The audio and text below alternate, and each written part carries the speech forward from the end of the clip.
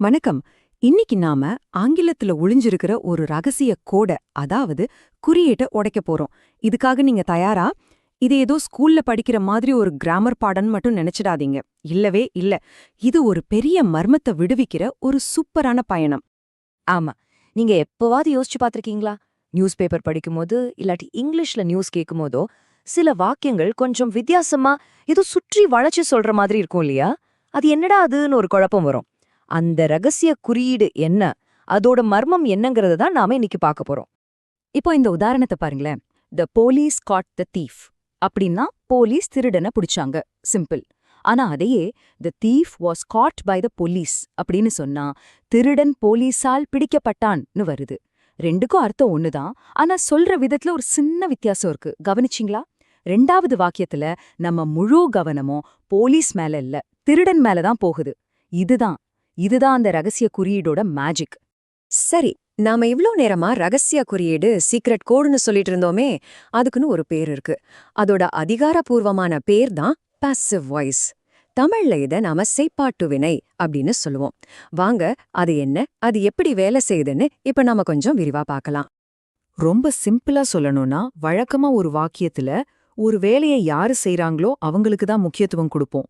ஆனா இங்க அந்த வேலையால யாரு பாதிக்கப்படுறாங்களோ, இல்லனா அந்த வேலையை யாரு வாங்குறாங்களோ அவங்களுக்கு முக்கியத்துவம் கொடுத்து அவங்கள அந்த வாக்கியத்தோட ஸ்டாரா மாத்துறது தான் இந்த பாசிவ் வாய்ஸ். இந்த பாசிவ் வாய்ஸோட மொத்த ரகசியத்தையுமே புரிஞ்சுக்க வாங்க ஒரு சின்ன கற்பனை பண்ணி பாப்போம். இப்போ எந்த ஒரு வாக்கியத்தை எடுத்துக்கிட்டாலும் அதுல ரெண்டு முக்கியமான ஆளுங்க இருப்பாங்க. ஒருத்தர் ஹீரோ, அதாவது அந்த வேலையை செய்றவர். இன்னொருத்தர் விஐபி, அதாவது அந்த வேலையினால வர்ற பாதிப்பையோ இல்ல பலனையோ ஏத்துக்கிறவர். பாசிவ் வாய்ஸ்ல நடக்கிற முக்கியமான திருப்பமே இதுதான். வழக்கமா முன்னாடி நிக்கிற நம்ம ஹீரோ, அதாவது வேலைய செய்யறவர் பின்னாடி போயிடுவாரு. அந்த இடத்துக்கு யாரு வருவா? நம்ம விஐபி தான். அதாவது அந்த வேலைய ரிசீவ் பண்றவர் முன்னாடி வந்து மொத்த கவனத்தையும் அவர் பக்கம் திருப்பிடுவார். சரி, இப்ப நம்ம அந்த சீக்ரெட் கோட உடைக்க போறோம். அதுக்கு ஒரு திறவுகோல் இருக்கு. அது என்னன்னா ஒரு 4 மேஜிக்கல் ஸ்டெப்ஸ். ஆமாங்க, எந்த ஒரு வாக்கியத்தையும் பாசிவ் வாய்ஸா மாத்த இந்த 4 எளிய படிகள் போதும். வாங்க அது என்னன்னு பார்க்கலாம். இதோ இந்த 4 படிகள் தான் பாசிவ் வாய்ஸ் வாக்கியங்களை உருவாக்குறதுக்கான ப்ளூ பிரிண்ட். முதல் படி, ஹீரோவையும் விஐபியும் இடமாத்தணும். ரெண்டாவது, ஒரு துணை வினைச்சொல், அதாவது ஹெல்பிங் வேர்பை சேர்க்கணும். மூணாவது, வேர்போட V3 வடிவத்தை பயன்படுத்தணும். நாலாவது, கடைசியா பைங்கிற வார்த்தையை சேர்க்கணும். இதை இன்னும் தெளிவா புரிஞ்சுக்க ரவி ஒரு கடிதம் எழுதுகிறான் அப்படிங்கிற ஒரு உதாரணத்தை வச்சு நம்ம ஒவ்வொரு படியா பார்க்கலாம். சரி, மொதப்படி என்ன? இடமாற்றம். ரொம்ப சிம்பிள். நம்ம உதாரண வாக்கியத்துல விஐபி யாரு? எ லெட்டர். ஹீரோ யாரு? ரவி. இப்போ எ லெட்டரை தூக்கி முன்னாடியும் ரவிய தூக்கி பின்னாடியும் போடுறோம். அவ்வளவுதான். இப்பவே பாருங்க, வாக்கியத்தோட மொத்த கவனமும் மாறிடுச்சு இல்லையா? ரெண்டாவது படி உதவி. இப்போ எ லெட்டர் தனியா நிக்குது. அதுக்கு ஒரு ஹெல்ப் தேவை. ஏன்னா அது தானா ஒரு வேலையை செய்யல, அது மேலதான் ஒரு வேலை நடக்குது. அதனால அதுக்கு ஒரு உதவியாளர், அதாவது ஒரு ஹெல்பிங் வேர்ப் தேவை. நம்ம வாக்கியம் நிகழ்காலத்துல இருக்கிறதால நாம இஸ் அப்படிங்கிற உதவியாளரை சேர்க்கிறோம். இப்போ நம்ம வாக்கியம் எப்படி இருக்கு? எ லெட்டர் இஸ். மூணாவது படி V3. இதுதான் இந்த கோட்லயே ரொம்ப ரொம்ப முக்கியமான விதி. பாசிவ் வாய்ஸ்ல நீங்க எந்த வாக்கியத்தை எழுதினாலும் அதுல வர மெயின் வெர்ப், அதாவது வினைச்சொல், அதோட மூணாவது வடிவத்துல தான் இருக்கணும். V3 ஃபார்ம் இல்லனா பாஸ்ட் பார்ட்டிசிபிள்னு சொல்லுவோம் இல்லையா, அதுல தான் இருக்கணும். அதனால நம்ம உதாரணத்துல இருக்கிற ரைட்ஸ்ங்கிற வார்த்தை ரிட்டன்னா மாறிடும். இப்ப நம்ம வாக்கியம் a letter is written.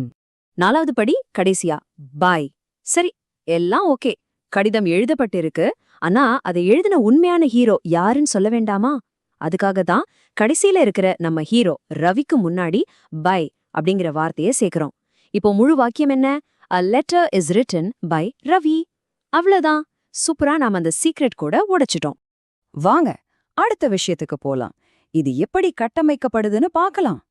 சில சமயம் நம்ம ஹீரோக்கள் இடம் மாறி பின்னாடி போகும்போது அவங்க ஒரு சின்ன மாறு வேஷம் போட வேண்டியிருக்கும். குறிப்பா ப்ரோனவுன்ஸ், அதாவது நான், அவன், அவள் மாதிரியான வார்த்தைகள் இடம் மாறும்போது அதோட உருவமும் கொஞ்சம் மாறும். அது எப்படின்னு பார்க்கலாம். இப்போ இந்த ஸ்லைட்ல ரொம்ப சுவாரஸ்யமான விஷயம் என்னன்னா, இந்த அட்டவணைய நீங்க ஒரு சீட் ஷீட் மாதிரியே பயன்படுத்திக்கலாம். பாருங்க, ஹீரோவா வர ஐ, அதாவது நான், வாக்கியத்தோட கடைசியில போகும்போது பை மீ அதாவது என்னால் அப்படின்னு மாறிடுது. அதே மாதிரி ஹீ வந்து பை ஹிம் ஆவும், ஷீ வந்து பை ஹர் ஆவும் மாறுது. வி வந்து பை அஸ், தே வந்து பை தெம் அப்படின்னு மாறும். இது ரொம்ப முக்கியமான ஒரு விஷயம். சரி, இப்போ உங்க மனசுல ஒரு கேள்வி வரலாம். ஏன் இப்படி சுத்தி வளைச்சு ஒரு விஷயத்த சொல்லணும்? நேரா சொன்னா என்ன? இந்த ரகசிய குறியீடு, அதாவது பாசிவ் வாய்ஸ நாம நிஜ உலகத்துல எங்க எதுக்காக பயன்படுத்துறோம்? வாங்க அந்த முக்கியமான கேள்விக்கு இப்ப பதில பார்க்கலாம். பாசிவ் வாய்ஸ பயன்படுத்துறதுக்கு நிஜ வாழ்க்கையில 2 முக்கியமான காரணங்கள் இருக்கு. முதல் காரணம், ஒரு வேலைய செஞ்சதே யாருன்னே நமக்கு தெரியாத ஒரு சூழ்நிலையில. 2வது காரணம், அந்த வேலைய செஞ்சவரை விட அந்த வேலையால பாதிக்கப்பட்ட பொருள் தான் நமக்கு ரொம்ப ரொம்ப முக்கியமானதா இருக்கும்போது. இந்த உதாரணம் முதல் காரணத்தை ரொம்ப அழகா விளக்குது. பாருங்க, மை பைக் வாஸ் ஸ்டோலன், அதாவது ஏன் பைக்கு திருடப்பட்டது. இங்க பைக்க திருடுனது யாருன்னு நமக்கு தெரியாது.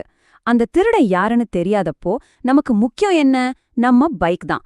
அதனாலதான் இங்க கவனம் திருடன் மேல இல்லாம பைக் மேல இருக்கு. இந்த சக்தி வாய்ந்த வரலாற்று உதாரணத்தை பாருங்க. த தாஜ்மஹால் வாஸ் பில்ட் இன் 1632.